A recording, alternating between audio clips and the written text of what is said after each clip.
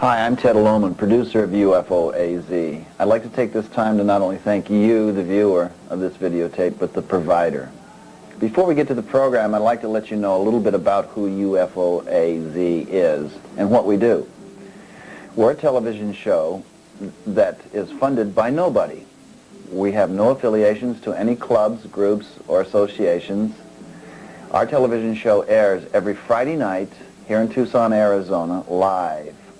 We try to bring guests from around the country, around the world, to sit in on our program and kind of have it a homey type of an atmosphere. That is one of the best things that I feel that we have going for us here at UFO AZ. Many of the people that we've had on the show feel so comfortable that they feel that they can talk about anything, as if they're in your own living room. Peggy, Jim, and myself try to provide that type of an atmosphere for these people. We got started in 1991, and since 1991 we've done over about 300 shows. We travel all over the country interviewing different speakers on this widely increasing phenomena called the UFO enigma. Tonight's show that you'll be seeing in just a few minutes is one that I think that you'll enjoy. It's personally one of my favorites that we've sent to England for your viewing pleasure. So with that, I hope I see you next time on one of the new, exciting UFO AZ tapes. Bye for now.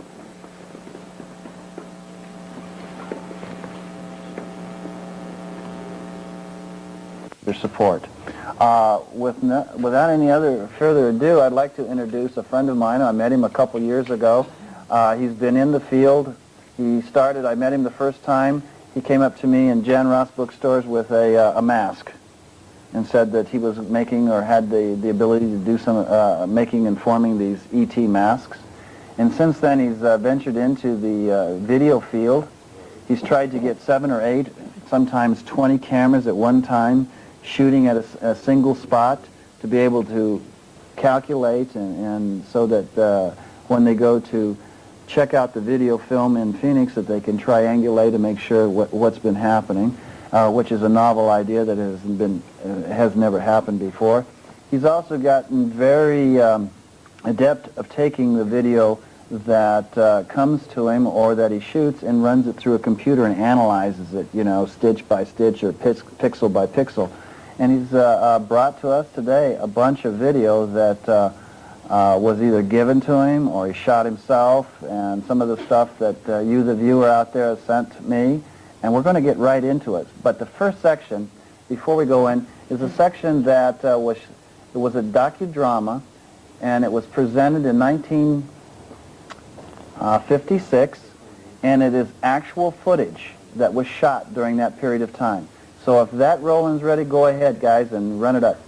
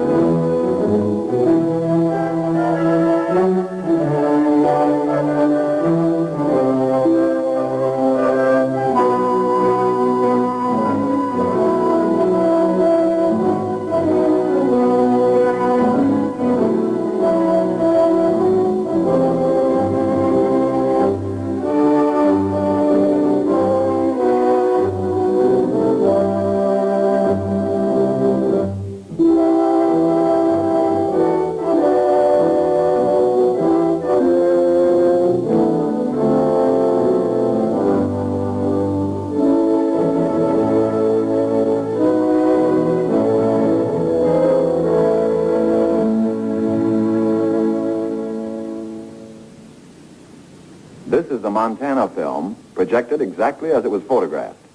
The objects are moving against a 25 to 28 mile an hour wind. This is the film in double frame or slow motion. A slight bounce in the movement of the object as well as the tower is perceptible. This is due to the handheld camera. The film, analyzed frame by frame, shows the movement of the object to be horizontal and steady. We will now vary the action and size of the objects and also stop the action from time to time for your study. We have just made a jump cut in the film to an enlarged size and reversed the action.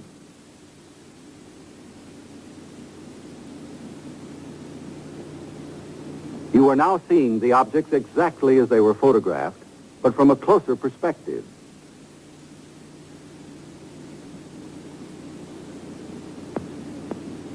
Analysis reveals that the objects are not balloons, nor any kind of known aircraft.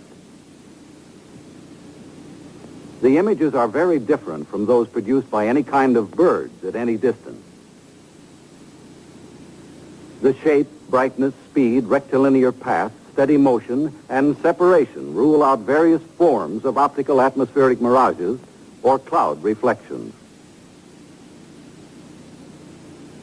Comprehensive analysis has eliminated meteors and other known natural phenomena. The possibility of airplane reflection has been carefully studied and ruled out. This is the Utah film as it was originally photographed. The image structure and maneuvers definitely eliminate any kind of known aircraft. This is where Chief Photographer Newhouse, in his excitement, changed exposure. He believed that by changing density and giving the film more contrast, he could clarify the object. The single object that reversed its course. The bounce is due to handheld camera. Now we study the action of one section of the film. We stop the action. We move in. Within a 5-mile range, aircraft could be determined. In excess of 5 miles, the speeds are greater than aircraft can achieve, except in straight-line speed runs. The movement here follows an elliptical or circular pattern. Microscopic examination reveals that the objects are well focused. Their size varies from 1/6 to 1/10 the size of the moon, as it appears to the naked eye. Their form is circular and sometimes elliptical. This fits the commonly used flying saucer description. Observe the object in the upper left corner. We move in to study the action. The object upper left will go out of frame on widescreen projection.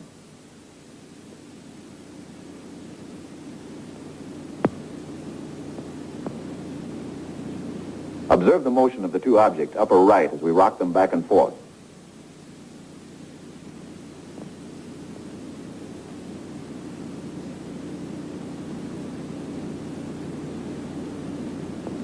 Now we move over and up on the frame to make a closer study of the object in the upper left corner. Examine this object closely. Compare it with those objects you saw in the Montana film. These films were taken approximately 2 years apart, hundreds of miles apart.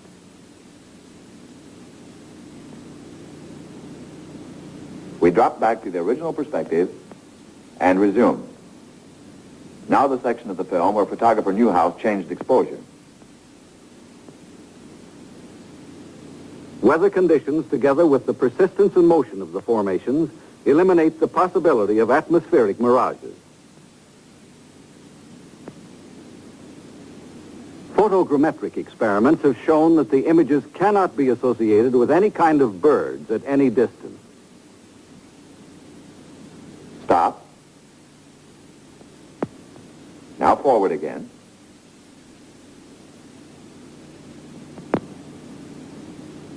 Stop.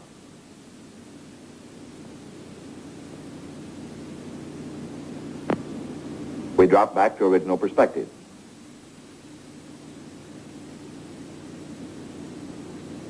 Now once again and for the last time, the Utah film. The objects cannot be associated with any known balloon observations. For the last time, the Montana film.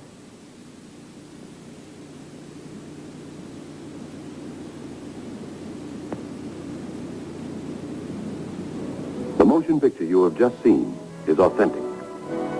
It is substantiated by documentation, eyewitness accounts supported by affidavits, and official government reports. The evidence has been presented to you with integrity and objectivity to establish the fact that unidentified flying objects, commonly known as flying saucers, do exist. Some kind of flying objects have been photographed in the sky. If they cannot be identified as objects known to man, what are they? If they are not man-made, who made them?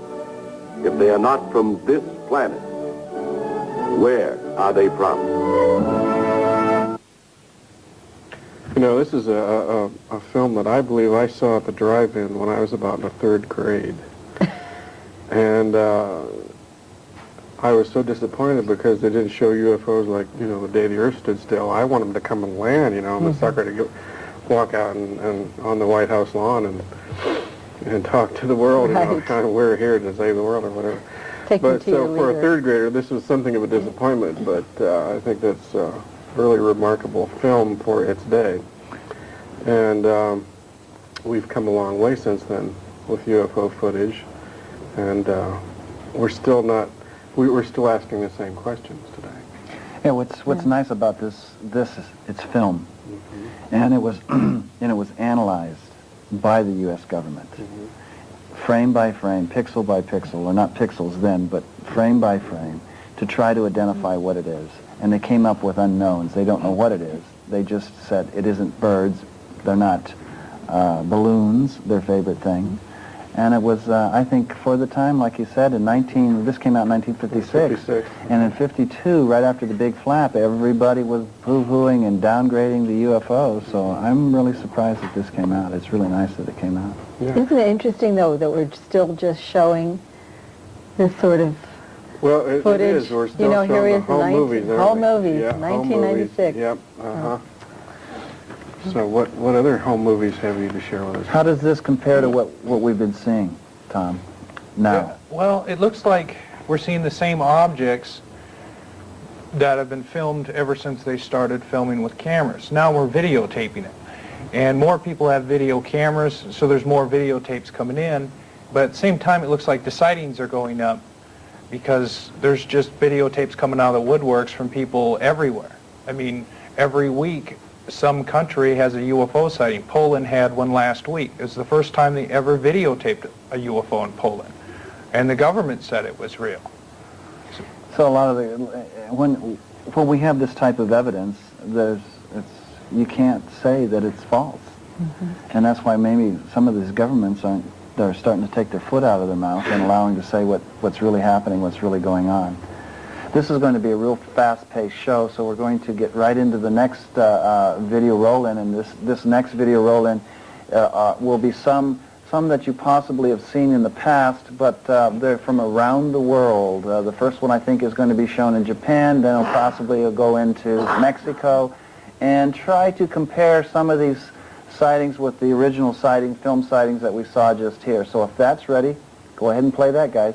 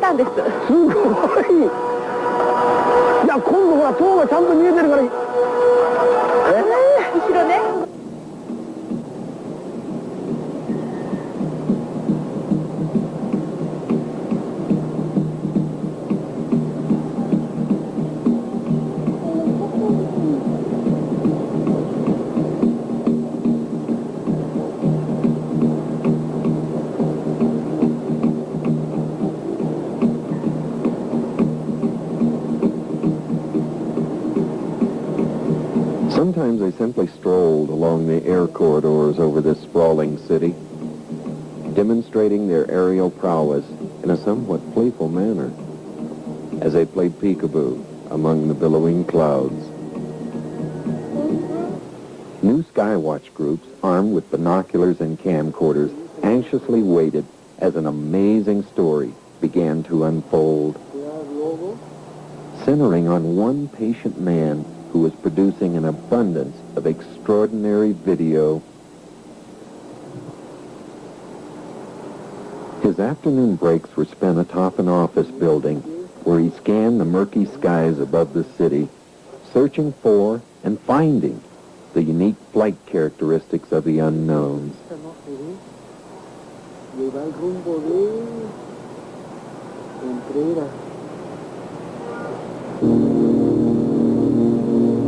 But these classifications are not singular. For many have counterparts that have been seen in other locations around the globe.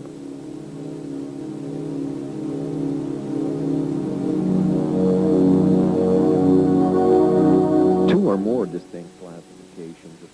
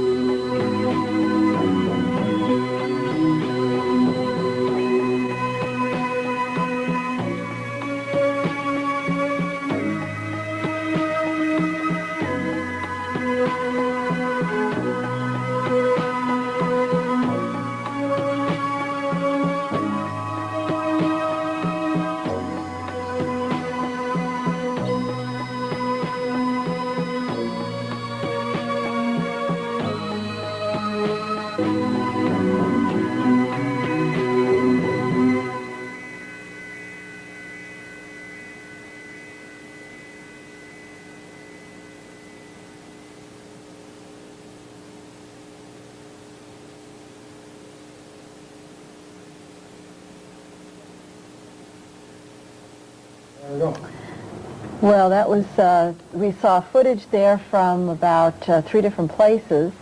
The last was videotaped in New Jersey by Posey Gilbert, and it was sort of interesting at one point where he was focusing the camera and the image was out of focus. What you saw was more the shape, not the brightness of the light. In the Japanese footage, which started this segment, we had what you didn't see was a woman who apparently telepathically connects and contacts the ships, sort of a sea-setty thing, and she was calling them in, and I guess they were very excited because one showed up and sort of responded to her, or at least it appeared to be responding to her. And the second middle segment was the Lee and Britt Elder's video footage in Mexico. And that one craft was supposed to be, was it Sirius or Venus? Well, I don't know. Anybody can take your pick, but they've claimed it was Venus. Yeah, there's been a lot of controversy about that, and several people have said that that was Venus, which was zipping in and out of the clouds and getting in front of the clouds, so it's pretty remarkable for Venus. Did you interpret all of that Japanese? Is that what they were saying all this time? Oh, I can tell you every word. And was that what It they was were like, saying? wow, look Wow. at that. Yeah, was it? Something like that.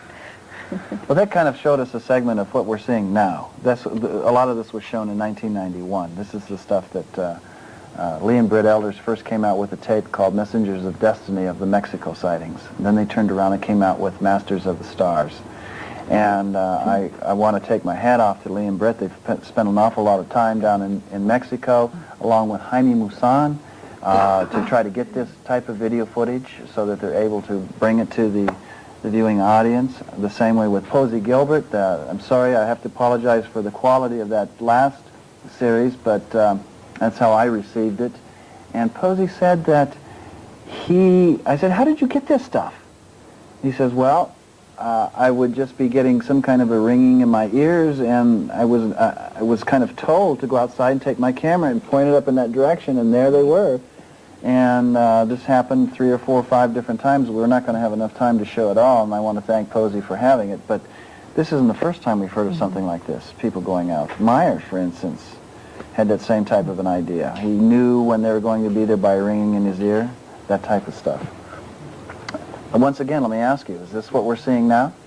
Yeah, it's funny. A lot of people plan on trips to Mexico City to see UFOs, and they wonder why don't they cross the border into the United States? Why is this massive phenomenon down in Mexico City? What everybody's going to see pretty soon is if it was limited to Mexico, it's not anymore, because it looks like this is a nationwide or international event. These sightings are happening all over the United States, and we have 3 people in 3 parts of the country filming this, and we're getting massive amounts of UFO videos, amounts that nobody had before. And anybody can shoot this stuff. You just have to spend the time outside and buy a lot of blank videotapes, and you'll start filling these tapes up with UFOs before you know it. Jim, any comments? Well, they don't cross the border because they don't have green cards. They don't want to be an alien? There you have it. Well, Tom, most of your video footage has been during the day, though, Yeah. hasn't it? Do you just go out there and just aim the camera up and start taping? Well, I came into this kind of as a second thing. I didn't discover this or come upon this. Somebody else accidentally looked up at the sun and seen a large cylinder up there. And he was standing underneath the shade of his house to see it. And if he was standing out in the open, he'd look up and be blinded by the sun. Later they looked around more and they found a lot of these objects are hiding within the 1,000,000-degree corona of the sun, which is an excellent place to hide because we can't look there.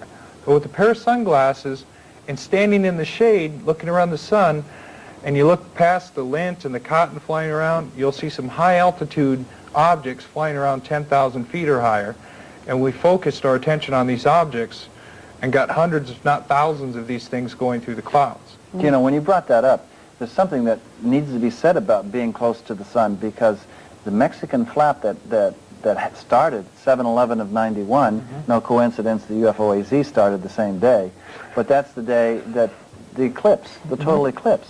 Yeah. And when they stuck the cameras up to shoot the total eclipse, that's when they started finding the UFOs. Exactly. There is definitely a correlation with the eclipse and the solar footage that we're filming. There's a connection with the sun. We don't know what that's about. We know what some of the objects are and what they look like, but there's definitely a connection with the sun for some reason. And I've studied other solar tapes, such as NASA solar stuff during the 1991 eclipse in Hawaii. You don't see this type of phenomenon. You see nothing flying around the sun in other videos where you just watch TV, they show the sun. You don't see anything flying around. But since June or July, when you look up there, you're going to see something that looks like a bright star next to the sun zipping around. You know, Jim, in the early 1900s, that reminds me of a tape that I was viewing that the astronomers were looking at the sun. Now, help me out here. There was a planet called Voltaire? Voltaire? No, that came, what was the one? Vulcan. It was Vulcan, I think it was. The planet Vulcan that they named Vulcan, that came in front of the sun, and they actually videoed or filmed this planet, what they thought was a planet, going in front of the sun like this. And if you view the tape, it actually looks like a flying disc from a distance flying in front of it. And then they said they never could see it again. They were expecting it to come back around again, but they felt that it exploded. And this is Hoyle, and these are some of the other renowned scientific people at that time. And there's written documentation on just this, having going across the sun. So this might be something very early that they thought was some type of a planet or something that they were viewing inside the sun, the area of the sun. Well, you know, there is within the metaphysical community, there is a theory that the sun is actually an interdimensional portal, and that craft can come through there in another dimension. Speaking of that, there's something I captured last Sunday on film. I've been looking up there, and every now and then I look and I see something that looks like a shock wave. Something that looks like you throw a rock in a pond and there's a ripple. It looks like there's a ripple going through the sky. And I captured one of them on videotape last Sunday on a 30-power lens, and the clouds were rippling as UFOs were going through. Like it looks like an explosion from a bomb hitting the ground, and the shock wave goes off. That type of stuff happens every so often up there. It's like the sky's being ripped open, and these things are materializing with cylinders. It's orbs and saucer-shaped craft and cylinders makes up the majority of what's flying around there. What about Phanoma? Phanoma had a disk coming from the sun. The pulsing sun phenomenon. Right. The pulsing sun that Dr. Kiefer brought in. Kiefer had. Yeah. You know, there certainly seems to be a correlation now that we're doing this. And I want to tell everybody out there that has a video camera, don't go running up and shooting it in the sun because you burn out your camera most likely. And in less than 1 minute, you'll burn out your camera, whether it's tube or chip. So don't run up there and do that. Get yourself shaded off to the way, and we're not advocating taking your camera and shooting the sun because you'll destroy your camera. Well, you know, in the blinking sun film tape footage, though, the lady who photographed that in Medjugorje, that pulsating She sun, was shooting right she was at it. shooting right into the sun for, you know, it was at least 10 minutes. It should have burned out that camera, because I burned out a camera already. Tim Edwards burned out 2 cameras now. It doesn't take long to burn out your eyes or the camera. We are not filming the sun. We're filming beside the sun, the glare, the corona. And when it gets really wild, you don't need the sun anymore. You could flip the camera around, point north or any other direction of the blue sky, and you'll get this stuff going through clouds at Mach speed. Going back a little farther with the sun history, Michael Hessman has a tape. And on there's an old drawing that's probably a couple hundred years old. And it shows the sun, and it shows the cylinders under the sun with little windows and little other type of Absolutely. objects. It may have been, this phenomenon happened earlier. Yeah, it was happening around the time of the plague, and it's a woodcut that they did. And also, they also have another woodcut, what they call balls coming from the sun, and discs coming from the sun. So I never even thought of that correlation, but here we have it. We've got what you're going to see here a little bit later. You were shooting, and so was Tim Edwards, just right out of the sun's view. Yeah. And that's where these huge crafts are coming in. The next part of the video footage that we have came to us through a gentleman that was here on the show about a year ago, Mr. Ferris. And he had done some work along with Jose and Escamilla and the taping out there by Roswell of the rods and different things. And so he gave me this part of this videotape, and I don't know whether what you're going to see is actual or if it's been hoaxed. We haven't had a chance to check it out. I'm going to give you some of this footage so you can put it into into the computer to be able to find out whether or not it's transposed. So you guys out there isn't any audio on this. So we're going to ask to leave our mics up, and so we can talk about this as it goes. So if that's ready, go ahead and play that section, please. This is something that is flying through the trees, similar to what was taken by Ed Walters at Gulf Breeze. It has a mysterious kind of a corona in the way it moves through the trees. There wasn't any sound associated with this particular craft, and there's about 8 or 9, well, maybe 5 minutes of this that it was shot, and we're only going to show a portion of this. Then we're going to go into a little bit of a section of video stills that were taken. This is what they call like a wash tub. You made mention, Tim, that it was something like possibly out of Star Wars. It looks like the pod R2-D2 and C-3PO ejected on the beginning of Star Wars, because I had one of those toys as a little kid when that movie came out. And it looks just like it.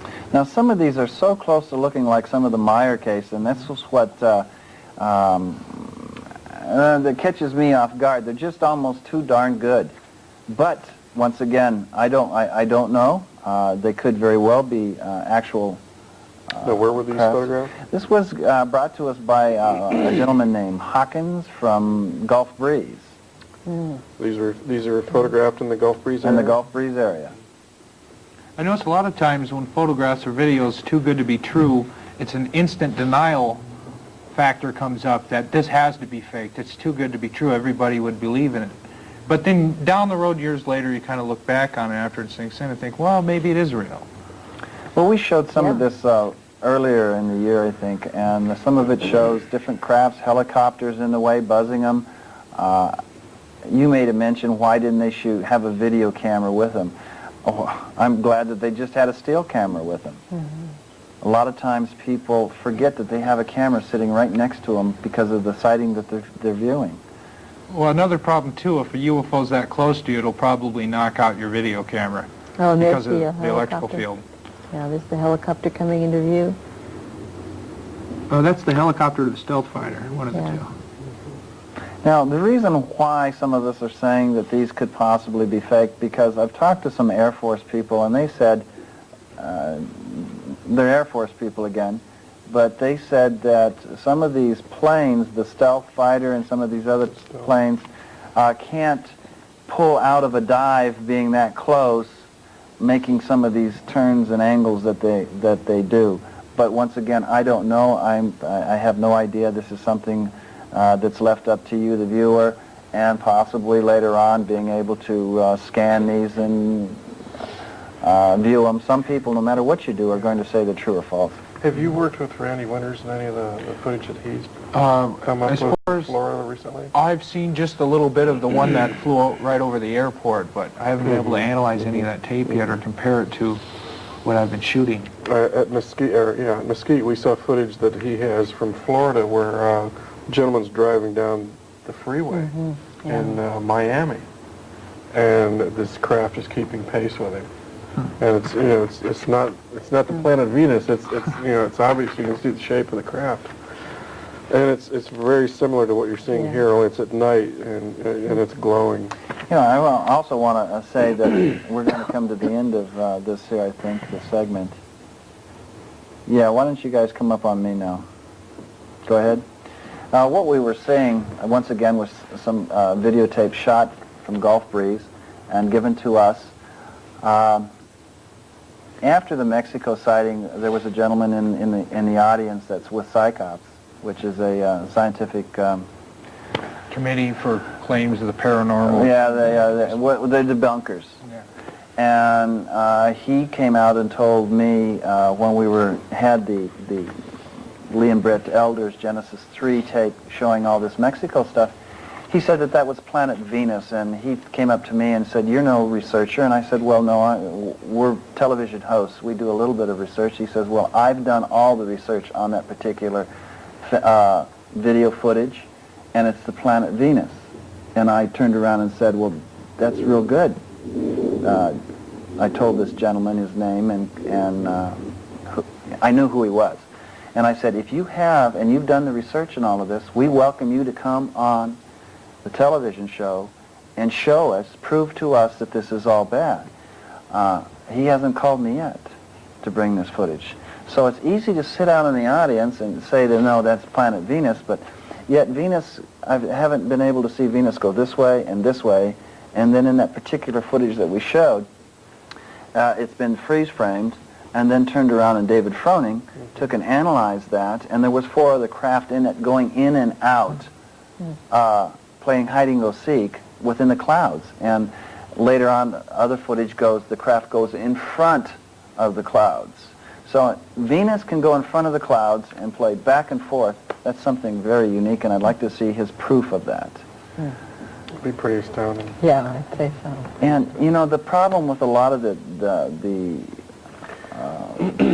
photos that we get, we don't have the time nor the finances to analyze every single one that's out there to make sure that it's true or Chris, you have to remember that we're actively involved in recreational primitivism here, being that we're into UFOs. According to Time magazine, that people who research UFOs we're throwbacks to the primitives here because we're howling at the moon or something. We're all also tabloid mystics. Tabloid mystics, yeah. That was the other label.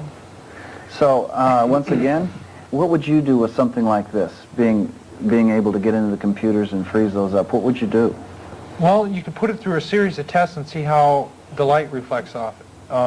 As far as pictures, if pictures are faked, or the UFO is inserted into the picture, when they took the picture of the UFO, the light's going to be different on that picture than it is in the one they're putting it in.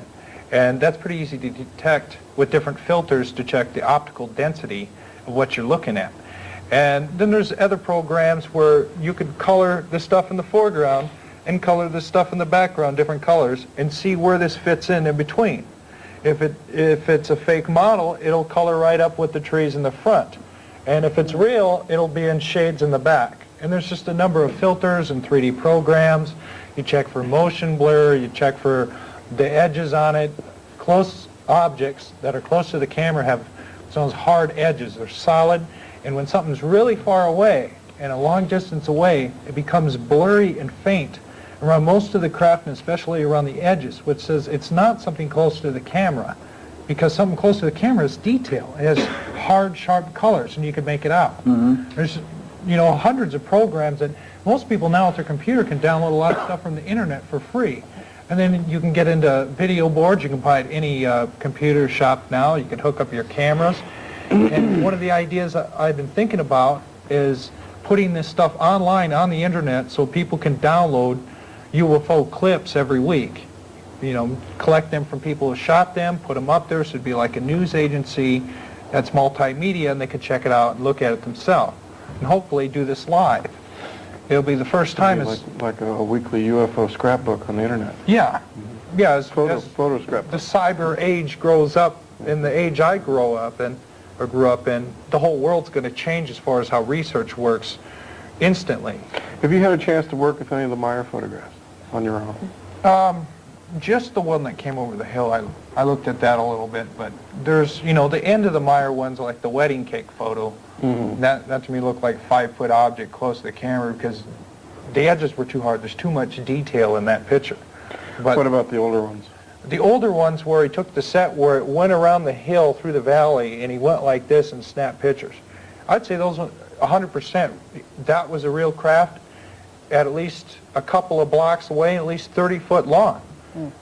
I mean, I can find no evidence in any of that of a hoax. And some of the video that I've looked at, it doesn't look like, at least half of his video looks to be real. Can somebody hoax this stuff? Right now, there's few people who can do it because you have to have a lot of money, a lot of technology to do it. Now, in the next 5 to 6 years, it's going to get harder to tell as computing power becomes faster. It's going to be a new way. Computers are a good way to find out if something's hoaxed. But at the same time, it's going to be easier to hoax stuff with the computer. Every program is an anti-program, so we might run into a virtual UFO that was totally computer-generated that looks so real we can't tell the difference. We're going to face that someday. Why would somebody want to hoax something like this? Why would somebody spend a lot of money in hoaxing this? Well, it couldn't be for the money because there's no money in this. Ray Santilli never made very much off the alien autopsy. It's got to be for fame or to manipulate people's consciousness. All right, let me give you an example.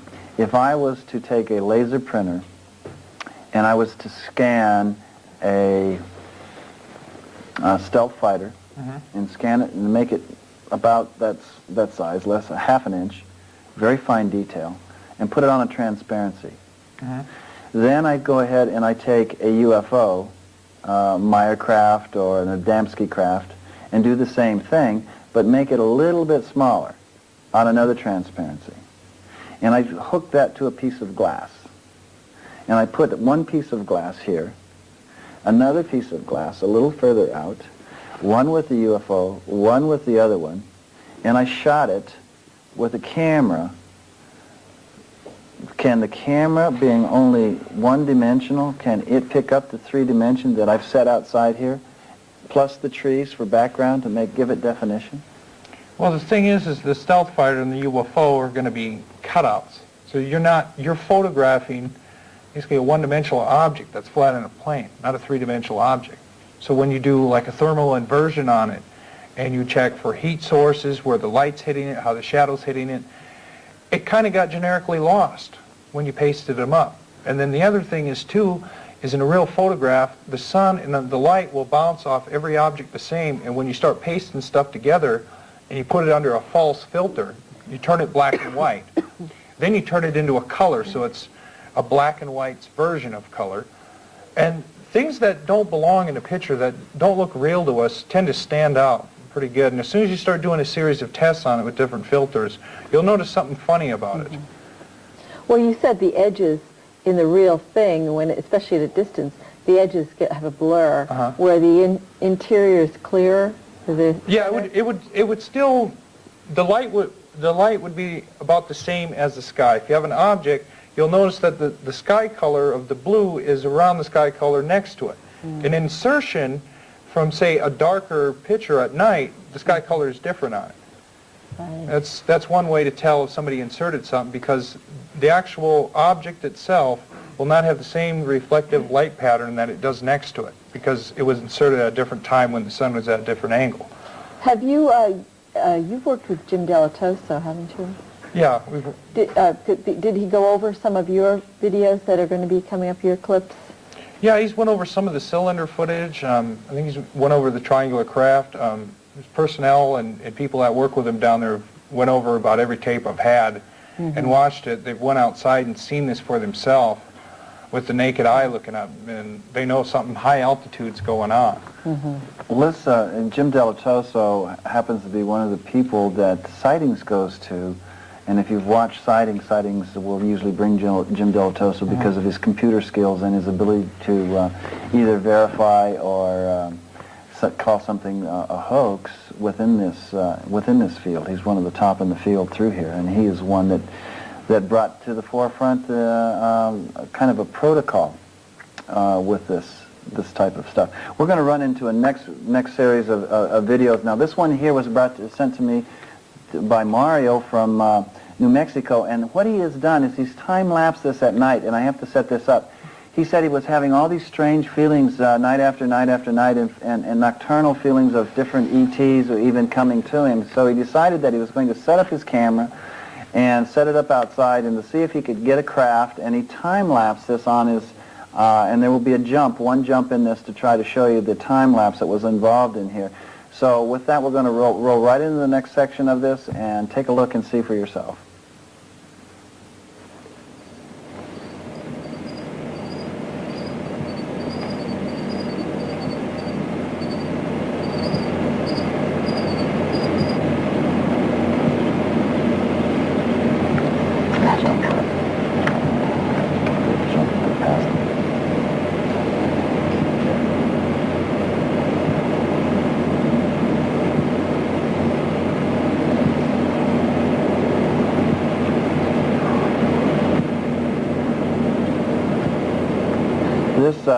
We missed that first part of it, but it started up at the left-hand corner of your screen and moved all the way down, whereas the stars did not have a tendency to move at the same rate. Now the crickets come back up once the craft is gone.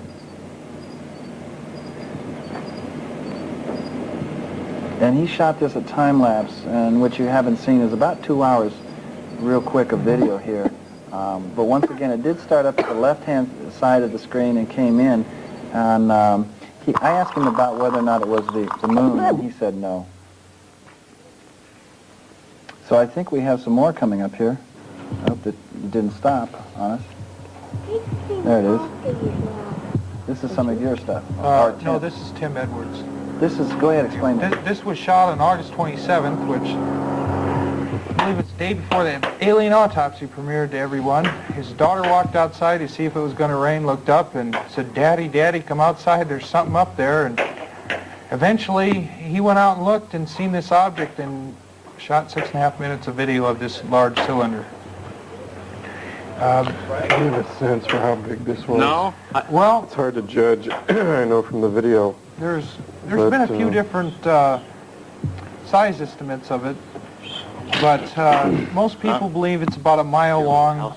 There were several witnesses with Tim who seen this too and watched it through binoculars, and they said this thing was gigantic. It was at least a mile long minimum. It has a double row of windows with about 14 windows per row, or light panels. We're still not sure what it is. But my sizes on the windows or light panels are 132 feet by 198 feet at least. No, what we seem to be seeing is a strobe effect with the light in the alpha. Okay, here's a cylinder I shot on October 8th that's very similar. And you people at home that are recording this, watch this in slow motion when the light shuts off, and you'll see kind of a mercury tube when the lights aren't going. But this one does something interesting where it manipulates space and time by projecting itself and then going to that spot as it exits. Now the sun is right off to the left, right? The sun's above it. I'm filming inside my garage, and the garage is blocking the sun. And there's the weird, I term projection propulsion system. I've noticed some patterns. Here's some more cylinder footage here. It seems that a little disc will fly out from your left over to your right, and then it's followed by a cylinder. This cylinder seems to fly with a small fleet around it. That's flying just in front of the clouds. Rhonda! Come here! I'm trying to get my family up there to see it. Here comes another one. There's the disc shooting by, and then here comes the cylinder. This Right was shot behind it. in Phoenix, right? Yeah, this was shot last month. The rotating light effect going around. You know, now Peter Davenport said that there was a lot of sightings about last month.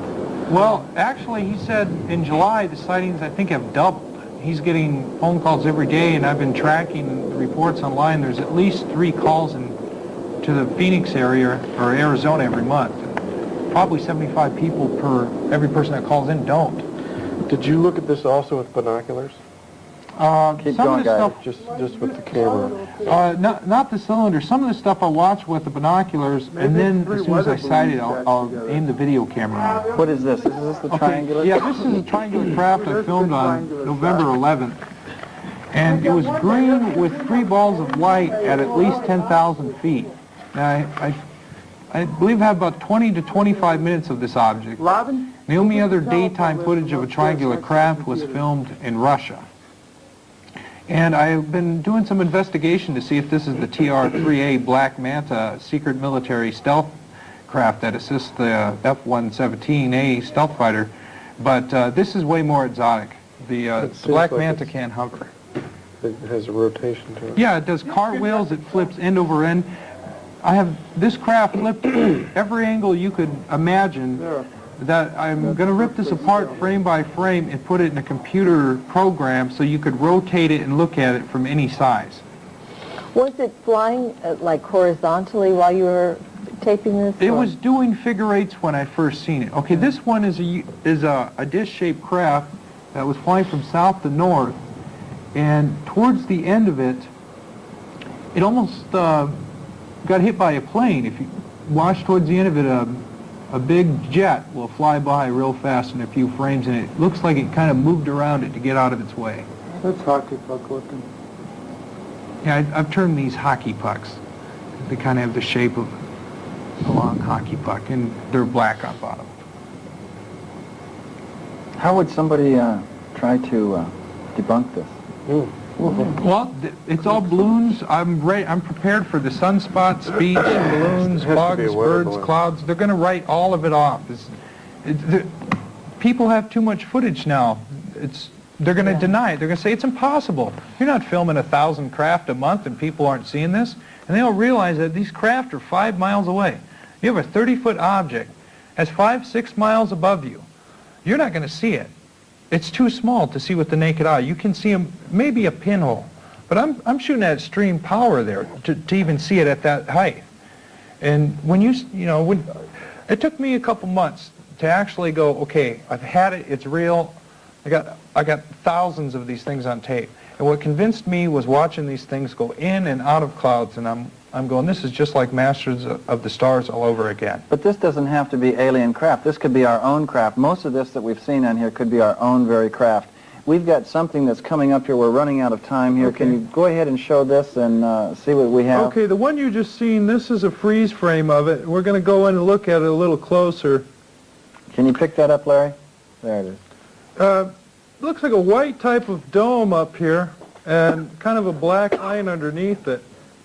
If we go and compare that to the object, this is taken from the Mexico City Masters of the Stars tape during the eclipse when the 17 cameras got it.